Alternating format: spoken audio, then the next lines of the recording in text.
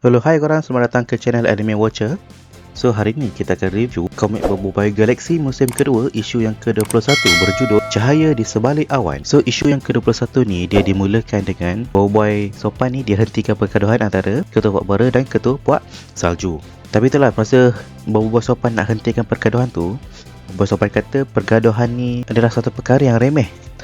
So bila Boboiboy Sopan kata pergaduhan ni adalah satu perkara yang remeh, Ketua puak ni dia marah lah. Dia kata ni bukan benda remeh, ni melibatkan maruah puak.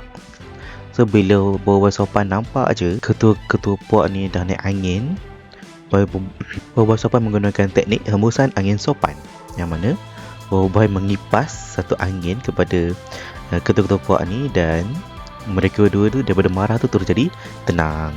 So bila mereka berdua dah tenang sikit, so perbincangan pun diadakan dan mereka setuju untuk berdamai. Tiba-tiba mereka dikepung oleh sekumpulan askar dari Puak Bara dan Puak Salju. Askar-askar robot tu lah. Ketua Puak Bara dan Ketua Puak Salju ni pun dia macam, kenapa kepung kami? Kami bos kau kot. Rupa-rupanya robot-robot tu telah dikawal oleh Pak Pato, yang mana Pak Pato ni merupakan supplier senjata kepada kedua puak-puak ni. Pak Pato ni lah sebenarnya yang merancang pergaduhan antara kedua puak ni, yang mana bila mereka bergaduh, Pak Pato boleh supply senjata kepada mereka. Kalau mereka berdua berdamai, Pak Pato dah tak boleh buat bisnes lah, tak boleh nak supply senjata lagi. Tanpa membuang masa, Pak Pato mengarahkan robot-robot ni menyerang mereka semua. Fang yang pertama sekali membuka langkah dengan menggunakan teknik separah beruang bayang. Kemudian, giliran Boboiboy untuk menggunakan serangan gerakan cahaya sopan. Boboiboy menyerang robot-robot tu menggunakan kelajuan cahaya. Gerakan cahaya sopan ni membolehkan Boboiboy bergerak dan menyerang robot-robot tu dalam kelajuan cahaya.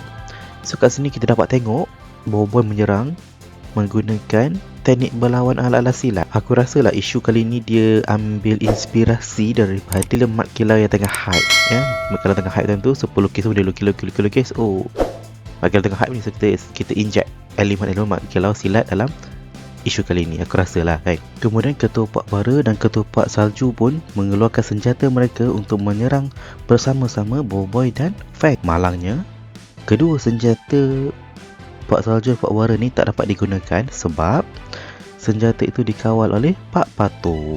So bila senjata tu tak boleh digunakan, senapang tu tak boleh digunakan, Ketua Puak Bara dan Puak Salju ni pun menggunakan senjata original mereka untuk menyerang robot-robot tu. Tetapi mereka dikerumuni oleh robot-robot tu dalam jumlah yang terlalu banyak. Tiba-tiba Yaya dan Ying tiba untuk menolong mereka berdua. Bila Gopal dan Kuali tengok je Ying dan Yaya beraksi, diorang macam, takkan kita duduk diam je, kita pun kena tolong sama. So mereka pun menggunakan teknik combo kulinari Kuali, tembakan machine gun makanan. So ini combo antara Gopal dan Kuali lah. So mereka saling berbalas serangan dan akhirnya kumpulan Boboiboy berjaya mengalahkan kesemua robot-robot Pak Pato. Tapi Pak Pato kata robot-robot Pak Pato ni takkan rosak dengan mudah, waranti seumur hidup tau. So Pak Pato ni dia menghidupkan kembali semua robot-robot tu, dan kesemua robot tu kembali kepada asal dan bersedia untuk menyerang lagi sekali. Kat sini kita dapat tengok Boboiboy bersedia untuk melancarkan serangan seterusnya. Senjata yang Boboiboy gunakan sebelum ni tu, yang berupa keris, gabungan keris dan kipas, telah berubah menjadi keris sepenuhnya. Kemudian Boboiboy memulakan serangan. So kat sini kita dapat tengok seolah-olah keris Boboiboy tu dia macam terbang mengelilingi Boboiboy. So sambil Boboiboy bergerak dalam kelajuan cahaya ke arah musuh, keris tu seolah menyerang musuh-musuh yang ada di sekitar Boboiboy. So bila Pak Pato nampak je kesemua robot itu ditewaskan sekelip mata, Pak Pato pun start motor, lepas tu nak larikan diri lah. Lepas tu Ying, Fang dan lain-lain cakap, Boboiboy kau kejar Pak Pato tu, serahkan robot-robot ni pada kami. So Sopan pun kejar lah Pak Pato ni, kejar, dapat tangkap. Kemudian Pak Pato pun membuka balutan kepala dia tu. Topi yang Pak Pato pakai tu rupa-rupanya adalah Power Sphera. Power Sphera tu diberi nama keyboard. So secara umumnya aku tak tahu lagi kuasa sebenar keyboard ni, tapi daripada cara Pak Pato gunakannya tu, kita dapat tengok lah Pak Pato dapat mengawal robot-robot menggunakan kunci yang dicucuk ke dalam Power Sphera keyboard tu. So kat sini kita dapat tengok Pak Pato menukar kunci, yang kunci pada awalnya kunci biasa je, tapi menukar kepada kunci yang ada elemen api dan air. Kemudian tiba-tiba keluarlah dua robot yang menyerupai Pyrapi dan Mawais. Bila mereka keluar, Boboiboy tanpa membuang masa, dia cuba menyerang Pak Pato dengan kelajuan cahaya. Tapi serangan Boboiboy tu dihalang oleh perisai ais daripada robot Mawais. Tiba-tiba, Pyrapi cuba menyerang Boboiboy dari belakang menggunakan serangan cakra api. Boboiboy berjaya tahan serangan-serangan tu. Walau bagaimanapun, serangan Pyrapi diteruskan dengan tumbukan berapi dan Mawais melancarkan serangan lontaran kapak beku. Kesemua serangan tu berjaya dihalang oleh Boboiboy sopan. Kemudian, Boboiboy sopan menggunakan jurus gerakan cahaya yang mana dia menukar keris yang kecil tadi tu kepada keris yang besar, yang mana keris tu diperbuat daripada cahaya. Boboiboy melancarkan serangan belahan keris solar. Walau bagaimanapun, serangan tu berjaya dielak oleh robot-robot Pyrapi dan Mawais. Mawais melancarkan serangan tumbukan ais yang mana serangan tu berjaya dihalang oleh Boboiboy sopan. Tak terhenti di situ, Mawais tiba-tiba berada di belakang Boboiboy dan melancarkan serangan semburan nafas beku. Dengan pantas, Boboiboy melancarkan serangan tolakan angin solar yang mana Boboiboy menolak robot Mawais tu menggunakan gabungan angin dan cahaya. Kemudian, robot Pyrapi dan Mawais bergabung dengan melancarkan serangan semburan berapi dan tembakan sejuk beku. Serangan itu telah ditahan oleh Boboiboy menggunakan keris cahaya tadi. Tapi kita dapat tengoklah Boboiboy ni dia macam tak mampu nak tahan kedua serangan tu serentak. Boboiboy kata dia tak boleh nak kalahkan kedua-dua robot tu seorang diri.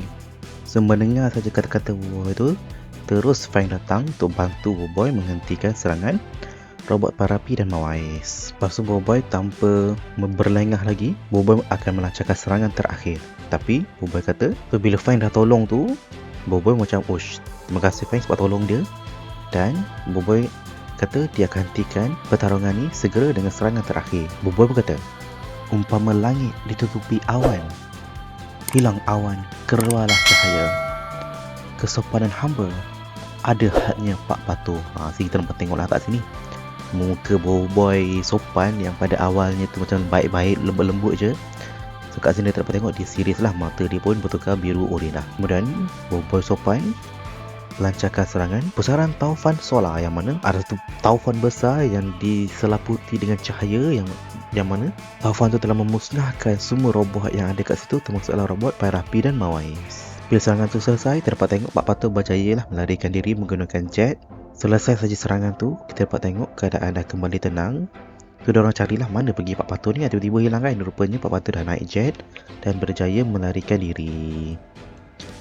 So, selepas tu, ketua pok-pok ni bila nampak je Boboiboy bersungguh-sungguh cuba untuk mendamaikan mereka demi keselamatan planet mereka. So, mereka macam terhutang budi lah dengan Boboiboy dan mereka setuju untuk berdamai. Tapi di akhir cerita ni, ada dua perkara yang berlaku di mana masa Fang cek robot-robot yang dimusnahkan tu, Fang nampak sesuatu yang mana Fang tahu apa benda tu tapi tak reveal lagi dalam isu kali ini. Perkara kedua yang berlaku adalah Pak Pato melaporkan kejadian itu kepada seseorang yang mana Pak Pato kata, "Maaflah, dia tak mampu nak laksanakan misi ni." Tapi orang yang menerima laporan Pak Pato tu kata, "Tak apalah, sekurang-kurangnya Pak Pato dah cuba dan dah tiba masanya untuk mereka tunjukkan diri mereka sebenarnya." Korang rasa siapa orang yang Pak Pato hantar report ni? Dia macam kalau Marvel tu kan, dia macam di awal-awal MCU dulu, diorang ni hantar report kepada Thanos kan.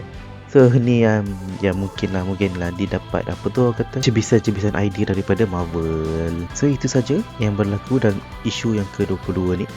Next week aku akan cerita pula, aku akan reveal isu yang ke-22. Okay guys, kalau korang suka dengan konten-konten yang ada dalam channel aku ni, jangan malu jangan segan, tolonglah subscribe channel aku dan kita jumpa lagi dalam video seterusnya. Assalamualaikum.